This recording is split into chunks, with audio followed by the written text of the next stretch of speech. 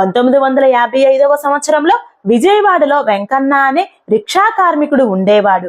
అతడు దుర్గమ్మకి అపార భక్తుడు. ఎంతో నిజాయితీగా తన కష్టాన్ని నమ్ముకొని బ్రతికేవాడు. తన కుటుంబ పోషణ కోసం రాత్రి బవళ్ళు తేడా లేకుండా రిక్షా తొక్కుతూ కష్టపడి బ్రతికేవాడు. కనకదుర్గమ్మ మీద అపారమైన నమ్మకం, భక్తి, ప్రేమతో ఉండేవాడు వెంకన్న. అయితే అతడు ఒకరోజు రాత్రి రిక్షాతో పాటు మారుతి టాకీ సినిమా హాలు దగ్గర సినిమా విడిచిపెట్టే సమయానికి ఎవరైనా వస్తారేమో, రిక్షా ఎక్కుతారేమో, 10 రూపాయలు వస్తాయేమో అని వేచి చూస్తూ ఉన్నాడు. అప్పట్లో రోజులు మారాయి అనే సినిమా ఆడుతుంది. సుమారు అర్ధరాత్రి 12 కావస్తుంది.